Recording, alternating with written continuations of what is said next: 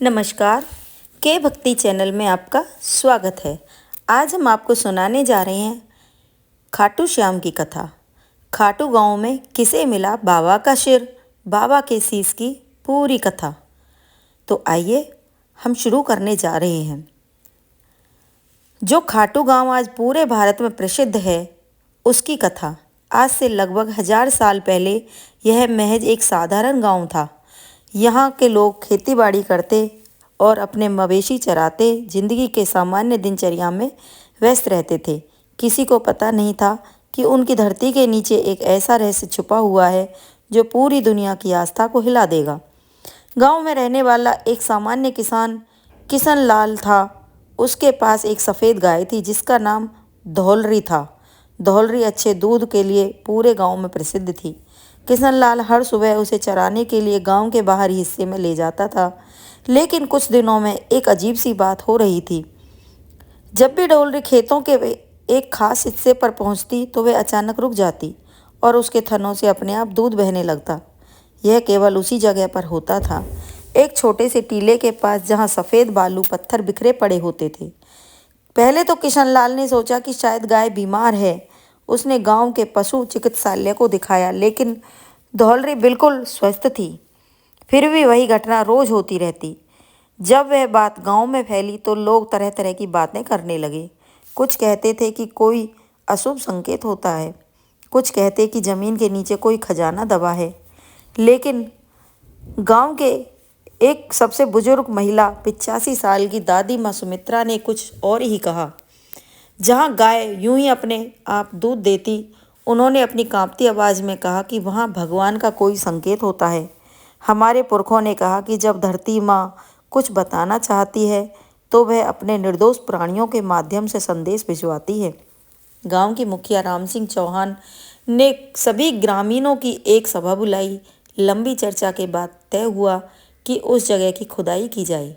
यह निर्णय आसान नहीं था, क्योंकि अगर कुछ गलत हुआ तो पूरे गांव की बदनामी होती। लेकिन दादी माँ सुमित्रा के आग्रह पर और धौलरी के लगातार चमत्कार को देखते हुए गांव के युवाओं ने खुदाई शुरू कर दी। पहले दिन केवल मिट्टी और पत्थर निकले। दूसरे दिन भी कुछ खास नहीं मिला। कुछ हतोत्साहित होने के लगे, कहने लगे कि यह सब व्यर्थ का प्रयास है। तीसरे दिन जब सूरज आसमान के मध्य में था, अचानक किशन लाल की कुदाली कुछ कठोर चीज से टकराई। जैसे ही उन्होंने मिट्टी साफ की, वहाँ काले पत्थर की एक आकृति दिखाई दी। जब पूरी तरह साफ किया गया तो सबके सामने एक अद्भुत दृश्य था। एक मानव सिर की आकृति जो पत्थर की बनी हुई लगती थी, लेकिन उसमें एक अजीब सी दिव्यता थी। सिर के चेहरे पर शांत मुस्कान थी, आंखें बंद थीं, मगर ऐसा लगता था कि मानो वह देख रहे हों। माथे पर तिलक के निशान थे और पूरी मूर्ति से एक अलौकिक तेज निकल रहा था। यह देखते ही पूरे गांव में हलचल मच गई। बुजुर्ग महिलाएं खुशी के आंसू रोने लगीं। बच्चे डर के और जिज्ञासा से देखने लगे। पुरुष श्रद्धा और से सिर झुकाने लगे। दादी माँ सुमित्रा देवी ने कहा कि मैं दादाजी से सुना था कि युगों पहले यहाँ कोई महान आत्मा दफन की गई थी। आज वह प्रकट हुई है। यह कोई साधारण मूर्ति नहीं, यह किसी देवता का अवतार है। गांव के पंडित को बुलाया गया। उन्होंने मूर्ति को देखते ही कहा कि यह अवश्य किसी दिव्य शक्ति का प्रतीक है। उन्होंने मूर्ति को धूप दीप से पूजा की। कई दिनों तक नित्य आराधना करते रहे। 7वें दिन की रात खाटू के तत्कालीन राजा रूप सिंह चौहान को एक स्वप्न आया। स्वप्न में एक तेजस्वी पुरुष ने उनसे कहा कि राजन, मैं हूँ बबरीक, जिसे लोग अब श्याम के नाम से जानेंगे। महाभारत काल में मैंने अपने प्राणों की आहुति दी थी धर्म की रक्षा के लिए। श्री कृष्ण ने मुझे वरदान दिया था कि कलयुग में मैं उनके नाम से पूजा जाऊंगा। आज वह समय आया है। मेरे लिए एक भव्य मंदिर का निर्माण करो। मैं यहाँ हारे का सहारा बनूंगा। राजा रूप सिंह चौहान ने तुरंत मंदिर का निर्माण का आदेश दिया। सन 1027 ईस्वी में फाल्गुन शुक्ल एकादशी के दिन वह पवित्र मूर्ति मंदिर में स्थापित की गई। गांव के लोग नहीं जानते थे कि यह सिर्फ महाभारत के उस वीर योद्धा का था जिसने युद्ध में भाग न लेकर भी पूरे युद्ध को प्रभावित किया था, जिसकी वीरता, त्याग और न्याय प्रियता की कहानी आज भी अनकही है। समय की गहराइयों में जाकर हमें पहुंचना होगा महाभारत काल में। वह युग जब धरती पर धर्म और अधर्म के बीच महासंग्राम की तैयारी हो रही थी, इसी काल में जन्मा था एक अद्भुत बालक जिसकी इस कहानी सुनकर आज भी रोंगटे खड़े हो जाते हैं। महाभारत में भीमसेन की पत्नी हिडम्बा से उत्पन्न हुआ था घटोत्कच। राक्षस और मानव के संयोग से बना यह योद्धा अपनी माया और शक्ति के लिए प्रसिद्ध था। घटोत्कच का विवाह हुआ था दैत्यराज मोरा की पुत्री अहिल्यावती से, जो अपनी विद्वता और तपस्या के लिए जानी जाती थी। अहिल्यावती केवल एक दैत्य कन्या नहीं थी, उसने वर्षों तक माँ कामाख्या की आराधना की थी, दिव्य शक्तियों की स्वामिनी बन गई थी।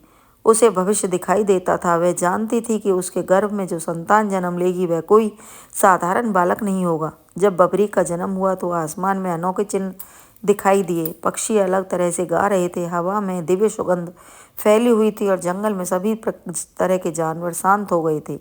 ऐसा लगता था कि मानो प्रकृति स्वयं इस बालक के स्वागत की तैयारी में लग गई है। बबरीक जन्म से ही असामान्य था। 3 साल की उम्र में वह भारी पत्थर उठा लेता था और 5 साल में वह तीर कमान चलाने लगा था। 7 साल में वह जंगल में सबसे तेज दौड़ने वाले हिरण को पकड़ लेता था। लेकिन सबसे अनोखी बात यह थी कि बबरीक में दया और न्याय की भावना कूट कूट कर भरी हुई थी। वह कभी किसी कमज़ोर को सताता नहीं था, बल्कि जब भी कोई ताकतवर किसी कमज़ोर को परेशान करता, बबरीक उसका साथ देता। एक दिन माँ अहिलावती ने बबरीक से पूछा कि पुत्र, यदि तुम्हें कभी किसी युद्ध में जाना पड़े तो तुम किसका साथ दोगे? बबरीक ने बिना झिझक के उत्तर दिया, माँ, मैं हमेशा सही का साथ दूंगा, लेकिन युद्ध में अक्सर यह पता करना कठिन होता है कि सही क्या है। अहिलावती ने समझाया, क्या तुम मेरा एक वचन मानोगे? हाँ माँ, आपकी हर बात सिर आंखों पर। जब भी कोई युद्ध हो तुम हमेशा उस पक्ष के साथ न्याय दोगे जो हार रहा हो। ये बात अहिल्यावती ने अपने पुत्र को समझाया, क्योंकि हारने वाले को सहारे की सबसे ज़्यादा ज़रूरत होती है। यह वचन बबरीक की जीवन की दिशा तय कर देने वाला था। आगे चलकर यही वचन उसने हारे का सहारा बनने वाला बना। युवावस्था में पहुंचकर बबरीक ने निश्चय किया कि यह कोई ऐसी शक्ति प्राप्त करेगा जिससे वह न्याय की रक्षा कर सके। माँ की सलाह पर वह हिमालय के एकांत स्थान में माँ दुर्गा की तपस्या करने चला गया। 12 वर्षों की तपस्या करने पर बबरीक ने घोर तपस्या की, केवल फल फूल खाकर, कभी केवल हवा पीकर वह माँ दुर्गा की आराधना में लीन रहता। उसकी तपस्या इतनी कठिन थी कि देवता भी चकित रह गए। अंततः माता आदिशक्ति यानी दुर्गा माँ प्रसन्न हुई और प्रकट होकर बोली कि वत्स बबरीक, तुम्हारी तपस्या से मैं बहुत प्रसन्न हूँ, मांगो क्या चाहिए। बबरीक ने हाथ जोड़कर कहा, माता, मुझे ऐसी शक्ति दीजिए जिससे मैं अकेले ही किसी का अन्याय का अंत कर सकूं। माँ दुर्गा मुस्कुराई और बोली कि तथास्तु, मैं तुम्हें 3 दिव्य बाण देती हूँ। पहला बाण उन सभी को चिन्हित करेगा जिन्हें तुम मारना चाहते हो।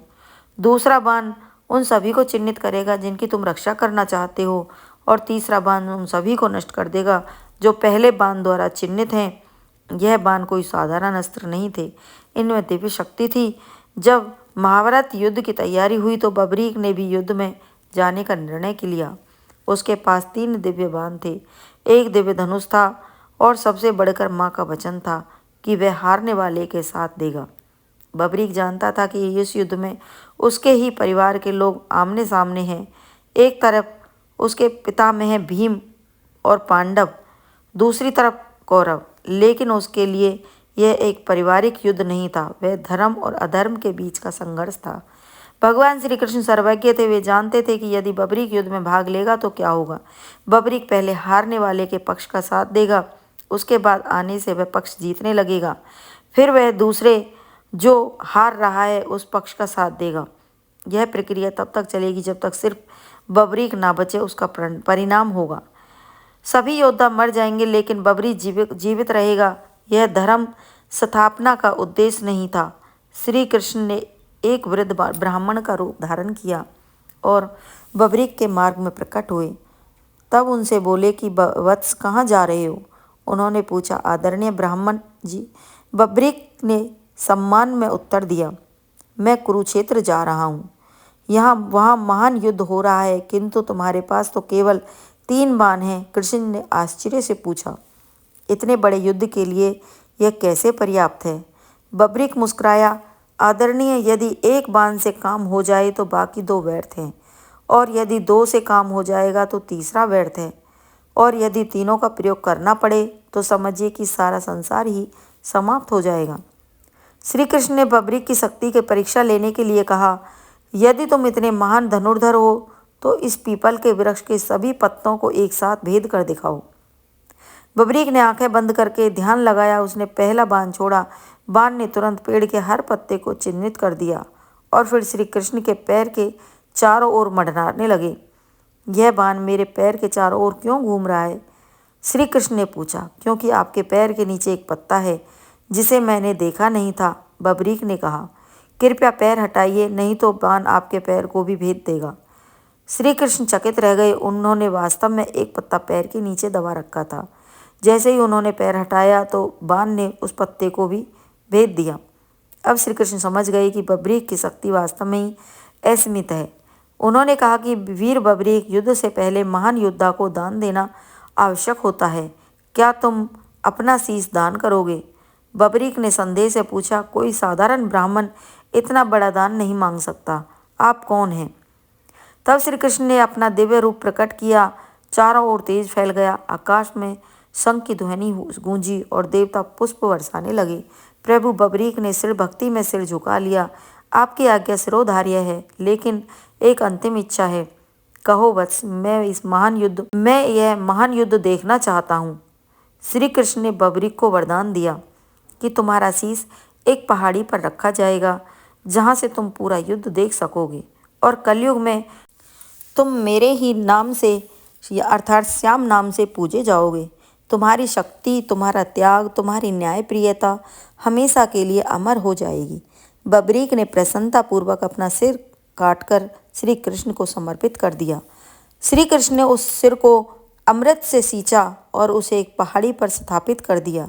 पूरे 18 दिन तक युद्ध बब्रिक के सिर ने देखा। युद्ध के अंत में जब युधिष्ठिर ने पूछा कि युद्ध में सबसे महान योद्धा कौन था, तो बब्रिक के शीश ने उत्तर दिया, मुझे युद्ध में केवल भगवान श्री कृष्ण का सुदर्शन चक्र ही घूमता दिखाई दिया, जो शत्रु सेना का वध कर रहा था। उनके अपने शब्दों में, वे युद्ध में किसी भी योद्धा को लड़ते हुए नहीं देखा, बल्कि केवल श्री कृष्ण के सुदर्शन चक्र को ही सभी की गर्दन काटते हुए देख रहे थे। बब्रिक का शीश युद्ध के बाद अंतर्ध्यान हो गया। श्री कृष्ण का वरदान था कि वह कलयुग में पुनः प्रकट होगा। सदियां बीती, युग बीते, लेकिन वह महान आत्मा धरती के गर्भ में छुपी रही, जब तक कि खाटू गांव में एक गाय का चमत्कार ने उसे पुनः प्रकाश में नहीं लाया। खाटू गांव में बब्रिक के शीश की खोज के बाद जो घटनाएं हुई, वे न केवल आश्चर्यजनक थीं, बल्कि इतनी रहस्यमयी थीं कि आज भी वैज्ञानिक इनकी व्याख्या नहीं कर सकते। राजा रूप सिंह चौहान को स्वप्न में केवल एक सामान्य सपना नहीं था। जब उन्होंने आंखें खोली तो उनके माथे पर तिलक का निशान था, बिल्कुल वैसा ही जैसा उस दिव्य पुरुष के माथे पर था जिसने स्वप्न में दर्शन दिए थे। यह देखकर रानी नर्मदा कंवर भी चकित रह गई। अगली सुबह राजा ने पूरे राज्य में घोषणा करवाई कि खाटू में एक भव्य मंदिर का निर्माण होगा, लेकिन यह कोई साधारण मंदिर नहीं होगा। यह कलयुग के सबसे महान संरक्षण का धाम होगा। मंदिर के निर्माण में कई अलौकिक घटनाएं हुई। जब शिल्पकार पत्थर काटने आए तो उन्होंने देखा कि कुछ पत्थर अपने आप एक खास आकार में कट जाते थे। मकराना संगमरमर के 100 टुकड़े लाए गए। उनमें से कुछ पर प्राकृतिक रूप से श्री कृष्ण के चिन्ह अंकित हुए थे। सबसे आश्चर्य बात यह थी कि जहाँ शीश मिला था, वहीं पास में एक कुंड अपने आप बन गया था। यह कुंड रातों रात बना था। उसमें निरंतर मीठा पानी भरा रहता था। बिना किसी को दिखाई देने वाले इस जल स्रोत के यह कुंड कभी सूखता नहीं, चाहे कितना भी भयानक अकाल हो। इसका पानी हमेशा मीठा और ठंडा रहता है। इस कुंड का भौगोलिक संरक्षण करने पर भी कोई भी भूमिगत जल स्रोत नहीं मिला, फिर भी यह निरंतर पानी आता रहता है। इस पानी में ऐसे खनिज तत्व मिले हैं जिस आसपास के किसी भी पानी में नहीं मिलते। सैकड़ों साल पुराने इस कुंड का पानी हमेशा शुद्ध रहता है। कभी कोई बीमारी नहीं फैलती। श्याम कुंड के आधुनिक चमत्कार। प्रिया शर्मा की कहानी। प्रिया को ब्लड कैंसर था, डॉक्टरों ने हार मान ली थी। उसके परिवार ने अंतिम उम्मीद के रूप में श्याम कुंड में स्नान कराया। 3 महीने के बाद जांच में पाया कि कैंसर के सारे सेल्स गायब हो गए हैं। डॉक्टर इसे मेडिकल मिरेकल कहते हैं। बीकानेर के एक व्यापारी रामदेव को कोढ़ की बीमारी थी। जब उन्होंने श्याम कुंड में स्नान किया तो 3 दिन में ही उनकी बीमारी पूरी तरह ठीक हो गई। यह घटना इतनी प्रसिद्ध हुई कि दूर दूर से लोग यहाँ आने लगे। अजमेर की गंगा देवी के पैर में लकवा था। 15 साल से वह चल नहीं सकती थी। श्याम कुंड में स्नान के बाद वह न केवल चल सकी बल्कि दौड़ भी सकी। 1679 ईस्वी में मुगल सम्राट औरंगजेब ने राजस्थान के मंदिरों को नष्ट करने का अभियान चलाया। उसकी सेना खाटू भी पहुंची। मुख्य मंदिर पर हमला करने से पहले सैनिकों ने पास के गौरी शंकर मंदिर पर आक्रमण किया। यहाँ पर एक प्राचीन शिवलिंग स्थापित था। जब सैनिकों ने भालों से शिवलिंग पर प्रहार किया तो अचानक शिवलिंग से रक्त की धार बहने लगी। यह देखकर सैनिक भयभीत हो गए। कुछ सैनिकों के हाथ अचानक शून्य हो गए, कुछ की आवाज़ें चली गईं। डरे हुए सैनिक जब वहाँ से भाग खड़े हुए और फिर कभी वापस नहीं आए। 1857 के विद्रोह के समय जब अंग्रेजों और स्थानीय राजाओं के बीच संघर्ष चल रहा था तो खाटू मंदिर पूरी तरह सुरक्षित रहा। कहते हैं जो भी मंदिर को नुकसान पहुंचाने की सोचता वह रहस्यमय रूप से बीमार हो जाता। 1947 में भारत पाकिस्तान बंटवारे के दौरान जब चारों ओर दंगे हो रहे थे तो खाटू में पूरी शांति रही। 1971 में जब राजस्थान में भीषण बाढ़ आई तो चारों ओर पानी ही पानी था, लेकिन मंदिर परिसर में एक बूंद भी नहीं घुसा। श्याम कुंड का पानी भी बिल्कुल साफ रहा। खाटू श्याम मंदिर की सबसे बड़ी विशेषता यह नहीं है कि वह कितना सुंदर या कितना पुराना है। उसकी सबसे बड़ी विशेषता है कि यहाँ पर आने वाले भक्तों के जीवन में होने वाले चमत्कार। दिल्ली की सुनीता देवी को डॉक्टर ने कहा था कि वह कभी मां नहीं बन सकती। 15 साल की शादी के बाद भी कोई संतान नहीं हुई। सास ससुर का ताना, पति का गुस्सा, समाज का तिरस्कार, सब कुछ झेलते झेलते वह टूट गई थी। एक बार उसकी सहेली ने उसे श्याम बाबा के बारे में बताया। सुनीता ने सोचा कि अब तो सब कुछ आजमा चुकी हूँ, एक बार यहाँ भी चलकर देख लेती हूँ। जब सुनीता खाटू श्याम पहुँची तो वहाँ सामने एक अनोखा दृश्य था। एक औरत अपने नवजात बच्चे को लेकर श्याम बाबा के सामने खड़ी थी और कह रही थी कि बाबा, आपने मुझे यह संतान दी है, इसे आपका आशीर्वाद हमेशा मिलता रहे। सुनीता को लगा कि यह दृश्य सीधे उसके दिल पर चोट कर रहा हो। उसकी आंखों में आंसू बहने लगे। उसने श्याम बाबा से प्रार्थना की कि बाबा, मुझे भी माँ बनने का सुख दो, मैं आपका सबसे बड़ा निशान लेकर आऊँगी। 3 महीने बाद सुनीता गर्भवती हुई। 9 महीने बाद उसको सुंदर बेटा हुआ। जब बच्चा 6 महीने का हुआ तो सुनीता ने वादे के अनुसार 21 फुट का निशान लेकर पैदल यात्रा की। सुनीता के अब 3 बच्चे हैं। वह हर साल निशान पदयात्रा करती है, अन्य निसंतान महिलाओं को प्रेरणा देती है। राकेश अग्रवाल जयपुर का एक छोटा व्यापारी था। उसके कपड़े की दुकान में कम से कम ग्राहक आते थे। उस पर 5 लाख का कर्ज हो गया था। साहूकार परेशान कर रहे थे। दुकान बंद होने की नौबत आ गई थी। राकेश की माँ ने कहा कि बेटा, एक बार श्याम बाबा के दर्शन करके आ, हमारे परिवार में सभी का भला हुआ है। वहाँ जाने से राकेश ने सोचा कि अब तो सब कुछ हो गया ही समझो, एक बार कोशिश करके देख लेते हैं। उसने निशान बनवाया, पैदल यात्रा की। मंदिर में जाकर उसने प्रार्थना की कि बाबा, मेरा व्यापार ठीक कर दो, मैं हर साल आपका निशान लेकर आऊँगा, गरीब लोगों की मदद करूंगा। खाटू से लौटने पर 1 हफ्ता के बाद ही राकेश की दुकान में एक बड़ा व्यापारी आया। उसने कहा कि उसे राकेश की दुकान के कपड़े पसंद आए हैं, वह 100 का ऑर्डर देना चाहता है। धीरे धीरे राकेश का व्यापार बढ़ता गया और आज उसके पास जयपुर में 12 शोरूम हैं और वह करोड़पति है। लेकिन वह अपना वादा नहीं भूला, हर साल निशान यात्रा करता है, गरीब बच्चों की शिक्षा के लिए पैसा देता है। 21वीं सदी में जब दुनिया तकनीक की गुलाम हो गई है और जब इंसान अपनी जड़ों से कट रहा है, जब रिश्ते टूट रहे हैं, समाज बिखर रहा है, उस वक्त खाटू श्याम का संदेश पहले से कहीं ज़्यादा प्रासंगिक हो गया है। आश्चर्यजनक बात यह है कि जैसे जैसे दुनिया डिजिटल होती जा रही है, खाटू श्याम में लोगों की आस्था बढ़ती जा रही है। इसके पीछे कई कारण हैं। ऑस्ट्रेलिया की प्रीति पटेल बताती है कि मैं 15 साल से ऑस्ट्रेलिया में हूँ। यहाँ भी हमारा एक छोटा सा श्याम मंदिर है। हर साल फाल्गुन में हम यहाँ मेला करते हैं। विदेश में रहकर भी श्याम बाबा का साथ महसूस करते हैं। युवाओं में बढ़ती आस्था। आश्चर्यजनक बात यह है कि आज के युवा जो अक्सर धर्म से दूर रहते हैं, वे श्याम बाबा की तरफ आकर्षित हो रहे हैं। आर्यन गुप्ता कहते हैं कि मैं साइंस का स्टूडेंट हूँ, धर्म में मेरा कोई बिलीव नहीं करता हूँ। लेकिन जब एग्ज़ाम के दौरान मुझे प्रेशर था तो दोस्तों के साथ खाटू गया था। वहाँ कुछ ऐसा अनुभव किया जैसे साइंस से एक्सप्लेन नहीं कर सकता। एक इनर पीस मिली। अब हमेशा जाता हूँ। ये निशान यात्रा केवल एक परंपरा नहीं, यह श्रद्धा की जीवंत अभिव्यक्ति है। यह यात्रा रेनगंज से शुरू होकर खाटू तक 18 किलोमीटर की है, लेकिन इसमें छुपी है हजारों किलोमीटर की आंतरिक यात्रा। निशान यानी ध्वज की शुरुआत 12वीं सदी में हुई, जब एक गरीब किसान मुरली ने अपनी बीमार बेटी के लिए मन्नत मांगी।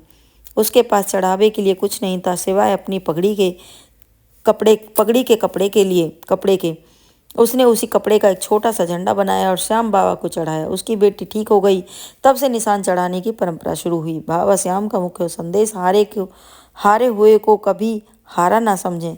सेवा ही सबसे बड़ा धर्म है। विश्वास पहाड़ हिला सकता है, सच्चा त्याग कभी व्यर्थ नहीं जाता। यही है बाबा श्याम की असली शक्ति।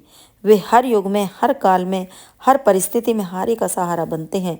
दोस्तों, अगर आपको यह वीडियो अच्छी लगी हो तो एक छोटा सा लाइक ज़रूर करें। हमारे चैनल को अब तक आपने सब्सक्राइबर नहीं किया है तो आज ही कर लें, ताकि हर नए चमत्कार से आप जुड़े रह सकें।